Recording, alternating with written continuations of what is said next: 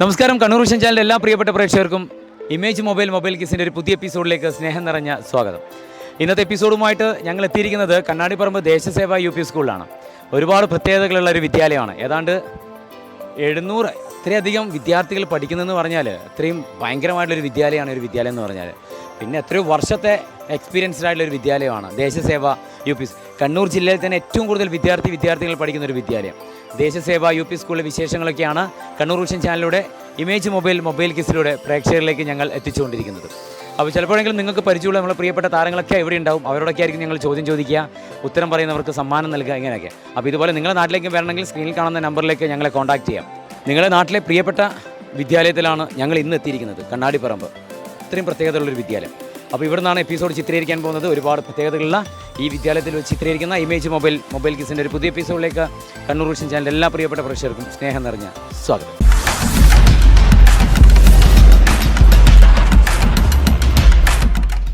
Image mobile and കമ്പ്യൂട്ടേഴ്സിൻ്റെ ഇന്നത്തെ episode, mobile കിസിൻ്റെ ഇന്നത്തെ episode ഞങ്ങൾ ചിത്രീകരിക്കാൻ എത്തിയിരിക്കുന്നത് കണ്ണാടിപ്പറമ്പ് എന്ന് പറയുന്ന സ്ഥലത്താണ്. ദേശസേവ യു പി സ്കൂൾ വെച്ചിട്ടാണ് ഇന്നത്തെ എപ്പിസോഡ് ഞങ്ങൾ ചിത്രീകരിക്കുന്നത്. ഏതാണ്ട് 950-ലധികം വിദ്യാർത്ഥികൾ പഠിക്കുന്ന ഒരു വളരെ സുന്ദരമായിട്ടുള്ള മനോഹരമായിട്ടുള്ളൊരു വിദ്യാലയം കൂടിയാണ് ദേശസേവ യു പി സ്കൂൾ. അപ്പോൾ ഇവിടുത്തെ വിശേഷങ്ങളും ഇവിടുത്തെ കുട്ടികളായിട്ടുള്ള ചോദ്യങ്ങളും ഉത്തരങ്ങളും സമ്മാനങ്ങളൊക്കെയാണ് മൊബൈൽ കിസിലൂടെ പ്രേക്ഷകരിലേക്ക് എത്താൻ പോകുന്നത്. ഇന്നത്തെ എപ്പിസോഡിലെ ആദ്യ ടീമിനെ പരിചയപ്പെടുകയാണ്. ഭക്ഷണമൊക്കെ കഴിച്ച് വളരെ ഹാപ്പി ആയിട്ട് നിൽക്കുന്ന പ്രിയപ്പെട്ട കൂട്ടുകാർ. ഭക്ഷണം കഴിച്ചോ? എന്തായിരുന്നു സ്പെഷ്യൽ? എന്തായിരുന്നു ഇന്ന്? മോര് കറി ഉണ്ടായിരുന്നു. പിന്നെ എന്തുണ്ടായിരുന്നു? പിന്നെ പരിപ്പ് കറി. പരിപ്പ്, മോര്, ചോറ്. നല്ല കോമ്പിനേഷൻ അല്ലേ? പരിപ്പ് ഭയങ്കര ഇഷ്ടമാണോ? ഏത് കറിയാണ് കൂടുതൽ ഇഷ്ടം? സാമ്പാർ. പാചകം ചെയ്യാൻ അറിയുന്ന ഏത് കറിയാണ്? പാചകം ചെയ്യാൻ ഏതെങ്കിലും കറി ഉണ്ടാക്കാൻ അറിയാവോ? എന്ത് കറി ഉണ്ടാക്കാൻ അറിയാം? തക്കാളി കറി. പേരെന്താണ്? നീലാഞ്ചന. എവിടെയാണ് സ്ഥലം? നീലാഞ്ചന. മാതോടം. പേരെന്താണ്? വൈഗ. സുഖാണോ വൈഗക്ക്? ഭക്ഷണമൊക്കെ കഴിച്ചോ? നന്നായിട്ട് ഭക്ഷണം കഴിക്കുന്ന ആളാണോ വൈഗ? വളരെ കുറച്ച് മാത്രമേ കഴിക്കാറുള്ളൂ. രാവിലെ എന്താണ് വൈഗ കഴിച്ചത്? രാവിലെ പുട്ട്. എത്ര പുട്ട് കഴിച്ചു? ഒരു കഷ്ണം മാത്രമേ കഴിച്ചുള്ളൂ. പേരെന്താണ്? ചിന്മയി മാധവൻ. അത് എവിടെയാണ്? സ്ഥലം എവിടെയാണ് ചിന്മയി മാധവന്റെ? റോഡ് മൈതാനി. അതെ. വീട്ടിലാരൊക്കെ ഉണ്ട്? ഞാനും അച്ഛനും അമ്മയും. അസ്സലാമു അലൈക്കും. പേരെന്താണ്? ജുസൈറ. ഇത്തിരി ഉറക്കം സംസാരിക്കണം കേട്ടോ. എവിടെയാണ് ജുസൈറയുടെ സ്ഥലം? ഹോബീസ് എന്തൊക്കെയാടാ? വിനോദങ്ങൾ എന്തൊക്കെയാ? ഡ്രോയിങ്ങും റീഡിങ്. എങ്ങനെയുള്ള പുസ്തകങ്ങളാണ് കൂടുതൽ ഇഷ്ടം വായിക്കാൻ വേണ്ടിയിട്ട്? കഥാപുസ്തകം. കഥയൊക്കെ വായിക്കാറുണ്ടോ? ആ കഥയൊക്കെ ക്ലാസ്സിൽ വന്നിട്ട് ഒരു തട്ട് ഫുള്ള് കഥാപുസ്തകം. ഏതാണ്ട് എത്ര ബുക്സ് ഉണ്ടാവും? 25. അത്രയും വലിയ അളമറയാണ്.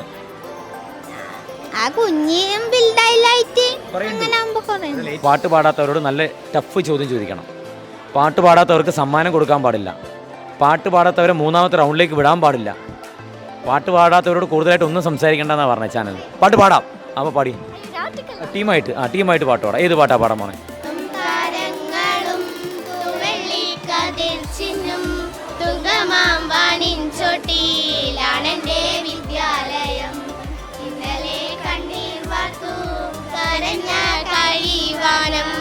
ഇന്നതാ ചിരിക്കുന്നു, പാലോളി ചിതറുന്നു, പുൽച്ചെടി തലപ്പത്തും പുഞ്ചിരി വിരിയാറുണ്ട്, ചെറു പൂന്തോപ്പിലെ പണി നീറുരയ്ക്കുന്നു.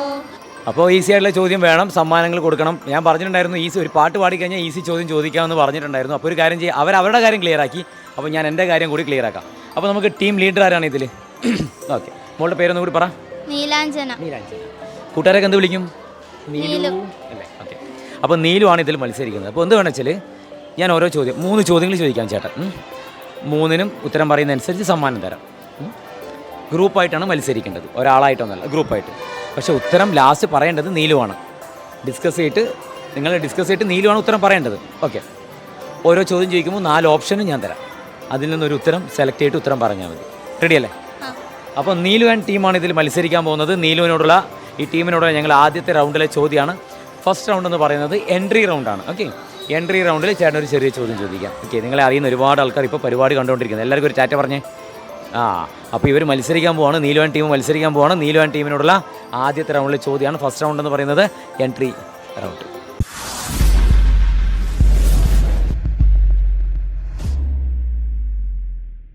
നമുക്കെല്ലാവർക്കും പഠിച്ചിട്ട് വലിയൊരു സ്ഥാനത്തെത്താൻ വേണ്ടി ആഗ്രഹിക്കുന്നവരാണ് നല്ലവർ അല്ലേ?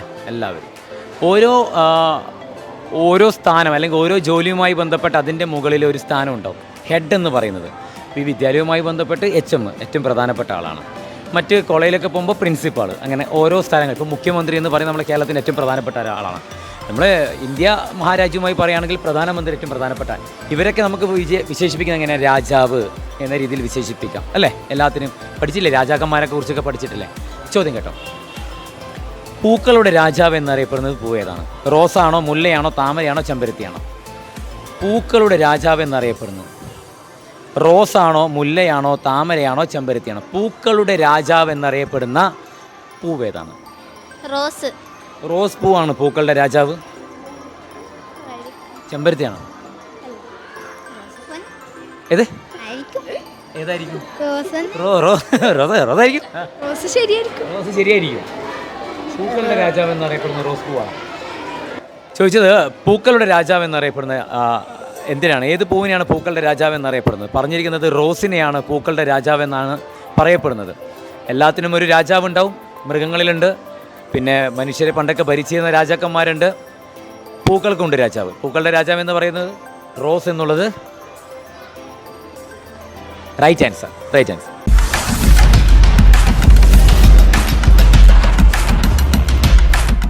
ഈ സമ്മാനം സ്പോൺസർ ചെയ്തിരിക്കുന്നത്, കണ്ണൂരൊക്കെ വരാറുണ്ടോ നിങ്ങളെല്ലാവരും? കാൾടെക്സ് എന്ന് പറയുന്ന സ്ഥലം അറിയാമോ? ഓക്കെ, ഇത് ചേട്ടനോ വീട്ടിലെ അമ്മയ്ക്കോ അച്ഛൻ്റെ കയ്യിൽ കൊടുക്കണം. ഇത് കണ്ണൂർ കാൾടെക്സിനടുത്ത് ഇമേജ് മൊബൈൽ ആൻഡ് കമ്പ്യൂട്ടേഴ്സ് എന്ന് പറയുന്ന ഒരു സ്ഥാപനമുണ്ട്. കണ്ണൂർ പോണ സമയത്ത്, അത് എപ്പോഴായാലും കുഴപ്പമില്ല, ഡേറ്റ് ഒന്നുമില്ല കേട്ടോ, പോണ സമയത്ത് ഈ കാർഡായിട്ട് അവിടെ പോയാൽ മതി. ഇമേജ് മൊബൈൽ ആൻഡ് കമ്പ്യൂട്ടേഴ്സിൽ നിന്നും സാധനം പർച്ചേസ് ചെയ്യാനുള്ള ഡിസ്കൗണ്ട് വൗച്ചർ കാർഡാണ്. ഈ കാർഡായിട്ട് അവിടെ പോകണം. ഇത് കളയരുത്, ബുക്കിൻ്റെ ഉള്ളിൽ സൂക്ഷിച്ച് വെക്കണം. എന്നിട്ട് എന്ത് ചെയ്യണം? വീട്ടിൽ പോകുമ്പോൾ അമ്മയ്ക്കോ അച്ഛൻ്റെ കയ്യിലോ ചേട്ടൻ്റെ കയ്യിലോ കൊടുത്തേക്കണം. ഓക്കെ, അത് വെച്ചോളൂ, കയ്യിൽ വെച്ചോളൂ. നമുക്ക് ഇനി രണ്ടാമത്തെ റൗണ്ടിലേക്ക് പോവാം. രണ്ടാമത്തെ റൗണ്ടിൽ ഇതുപോലെ ഞാനൊരു ചോദ്യം ചോദിക്കാം, വേറൊരു ചോദ്യം.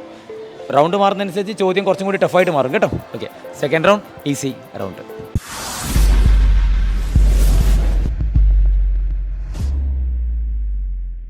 നമുക്ക് നമ്മുടെ ഈ പനിയൊക്കെ വന്നു കഴിഞ്ഞാൽ ചിലർ ആവി പിടിക്കും അല്ലേ?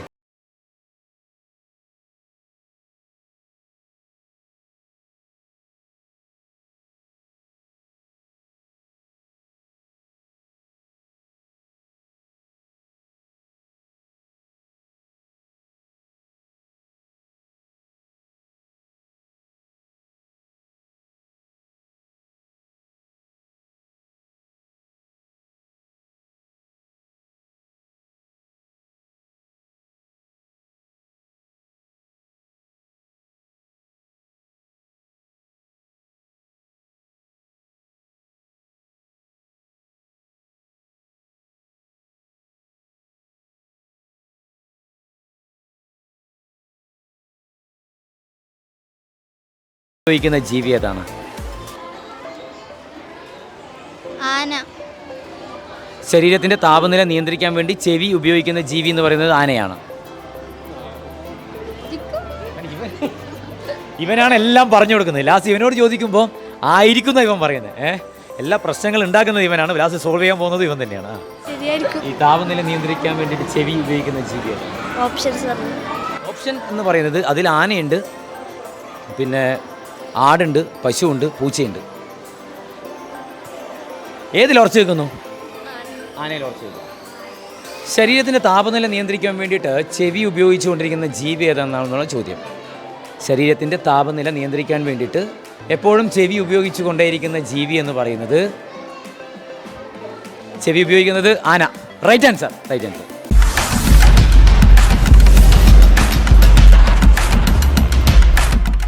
ബാഗ് ആൻഡ് ബാഗ് നൽകുന്ന സമ്മാനമാണ്. ഇതിന് അടിപിടിയൊന്നും കൂടാൻ പാടില്ല. പരിപാടിയെല്ലാം കഴിഞ്ഞ ശേഷം ഇത് വീതം വെച്ചെടുത്തേക്കണം കേട്ടോ. ഓക്കെ, ഇനി ചേട്ടൻ ഒരു ചോദ്യം കൂടി ചോദിച്ചാൽ നമുക്ക് നിർത്താം.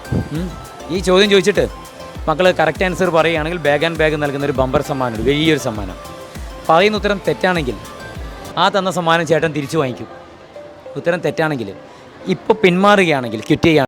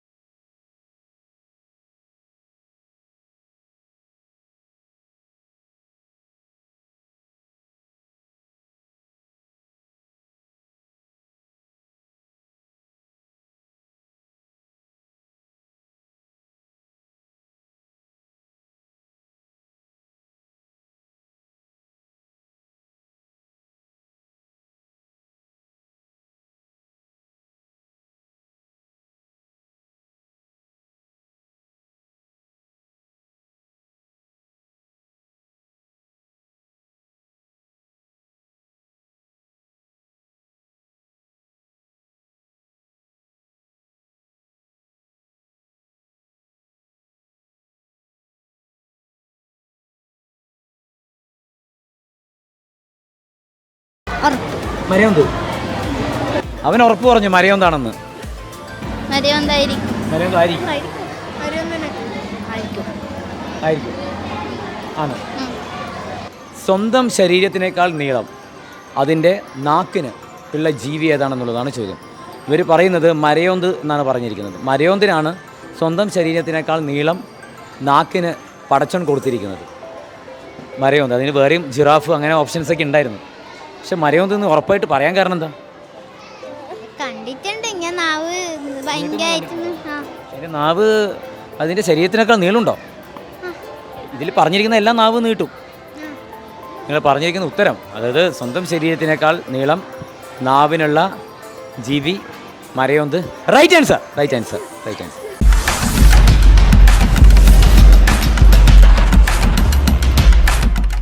ബാഗ് ആൻഡ് ബാഗ്, ബാഗുകൾക്ക് മാത്രമായിട്ടുള്ള കണ്ണൂരിലെ ഏറ്റവും വലിയ ഷോറൂമാണ് ബാഗ് ആൻഡ് ബാഗ് നൽകുന്ന സമ്മാനം. നിങ്ങളൊരു പ്രത്യേകത എന്താ അറിയോ? നിങ്ങൾക്ക് ഞാൻ അധികം ക്ലൂ ഒന്നും തരേണ്ട ആവശ്യമുണ്ടായിരുന്നില്ല. കൃത്യമായിട്ട് നിങ്ങൾ പറഞ്ഞു. അപ്പോൾ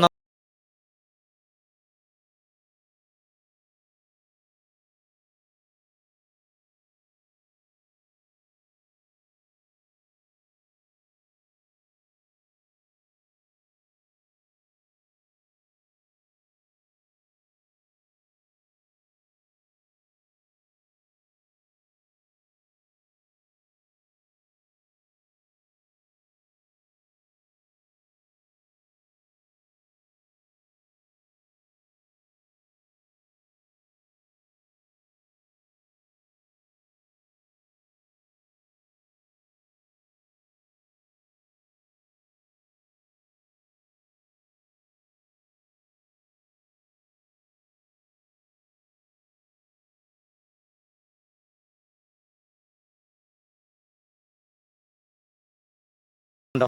എത്ര ടൈം ജപിക്കാറുണ്ട് രാമനാമം? 5 മിനിറ്റ് ജപിക്കാറുണ്ട്. പേരെന്താണ്? വൈഗ. എവിടെയാണ് സ്ഥലം?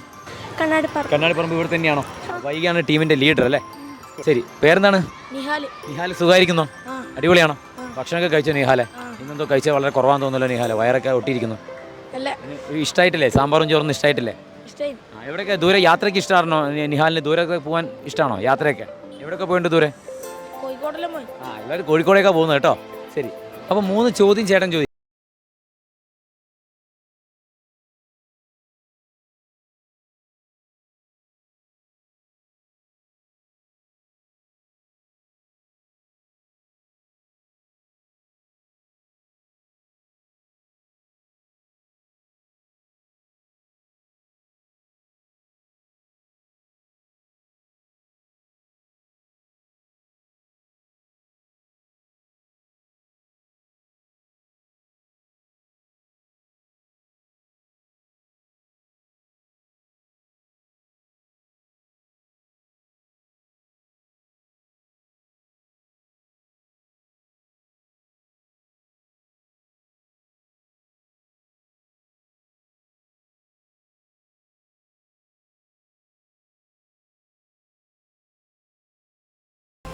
പശു, ആട്, എരുമ, കാട്ടുപോത്ത്.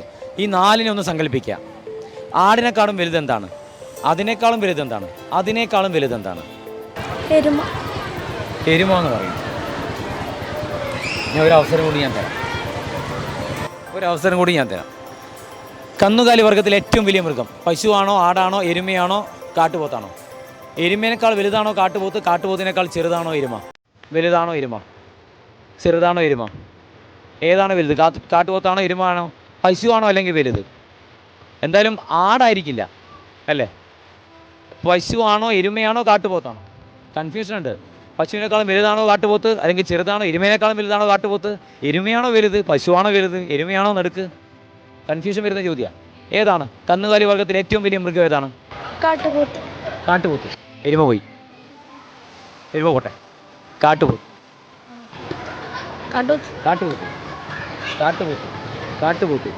കന്നുകാലി വർഗത്തിൽപ്പെടുന്ന ആ വർഗത്തിൽ ഏറ്റവും വലിയ മൃഗം ഏതാണെന്നുള്ളതാണ് ചോദ്യം. പറഞ്ഞിരിക്കുന്നത് എരുമയേക്കാൾ വലുതാണ് കാട്ടുപോത്ത് എന്ന് പറയുന്നത്. കാട്ടുപോത്ത്. Right answer.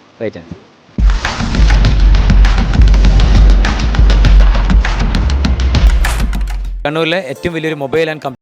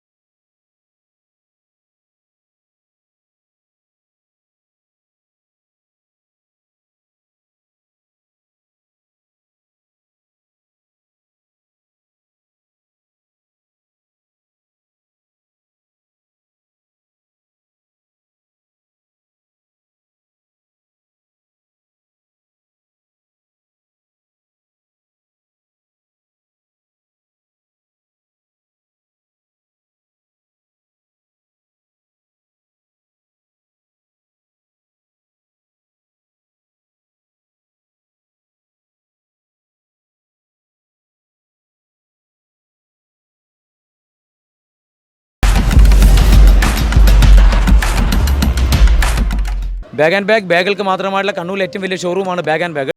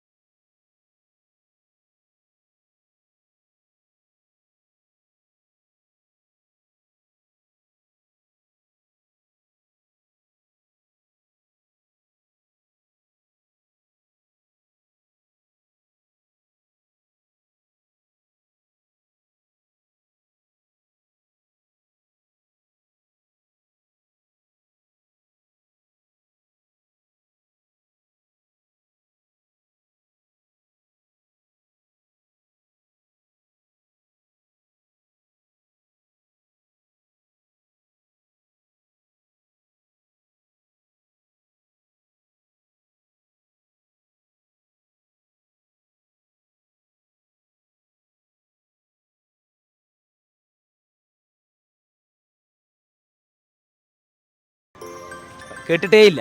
പക്ഷേ ഈ ഒരു 4 ഓപ്ഷൻ കേട്ടപ്പോൾ ഒരു സംശയം തോന്നിയിട്ട് നഖം എന്നുള്ളത് പല്ലില്ലേ? അല്ല. കണ്ണ്, ചെവി, മൂക്ക് ഒന്നും വളരില്ല, നഖം വളരും. Right answer.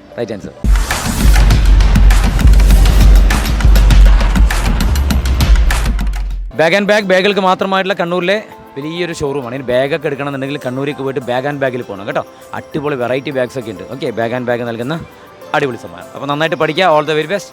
ടാറ്റ, ബൈ. ദേശസേവ UP സ്കൂളിലെ വിശേഷങ്ങളാണ് ഈ ഒരു ആദ്യത്തെ എപ്പിസോഡ്, ഇവിടെ നിന്ന് ചിത്രീകരിക്കുന്ന ആദ്യത്തെ എപ്പിസോഡിൽ ഞങ്ങൾ ഉൾക്കൊള്ളിച്ചത്. നല്ല കുട്ടികളാണ്. പ്രത്യേകിച്ചും ഇന്നൊരു PTA മീറ്റിംഗ് ഒക്കെ നടക്കുന്നതുകൊണ്ട് കുട്ടികളൊക്കെ അങ്ങനെ കുറേ ആൾക്കാർ രക്ഷിതാക്കളുടെ കൂടെയൊക്കെ വീട്ടിലേക്ക് പോയിക്കൊണ്ടിരിക്കുന്നു. അപ്പോൾ എന്തായാലും ഇന്നത്തെ എപ്പിസോഡ് എല്ലാ പ്രേക്ഷകർക്കും ഇഷ്ടമായെന്ന് വിചാരിക്കുന്നു. ക്ലാസ് കഴിഞ്ഞടേ? ഇത്ര വരെ ഉള്ളൂ? സമയം ഇത്ര വരെ ഉള്ളൂ? എന്തിൻ്റെ മീറ്റിംഗാ? പരീക്ഷ പേപ്പറിലും ഇതിൻ്റെ കാര്യങ്ങളൊക്കെ പറയുന്നത്. അച്ഛനമ്മമാരൊക്കെ വന്നിട്ടില്ലേ? നല്ല കൃത്യമായിട്ട് എല്ലാം പറഞ്ഞു കൊടുക്കുന്നുണ്ടാവും അല്ലേ ടീച്ചർമാർ? പരീക്ഷയിൽ പാസ്സായി എല്ലാവരും? അപ്പോൾ എന്തായാലും ഇന്നത്തെ എപ്പിസോഡിൻ്റെ സമയം ഇവിടെ അവസാനിക്കണം. ഇന്നത്തെ എപ്പിസോഡിൻ്റെ സമയം അവസാനിക്കുമ്പോൾ നിങ്ങളുടെ നാട്ടിലേക്ക് വരണമെങ്കിൽ ഈ സ്ക്രീനിൽ കാണുന്ന നമ്പറിലേക്ക് ഞങ്ങളെ കോൺടാക്ട് ചെയ്യാം. നിങ്ങളെ വിദ്യാലയത്തിലേക്ക് ഞങ്ങൾ വരുന്നതാണ്. ശരി, അപ്പോൾ എന്തായാലും അടുത്ത എപ്പിസോഡിൽ നമുക്ക് കാണാം. തൽക്കാലം ഇവിടെ പറയുന്നു bye from Sumit Raghav. Take care. By.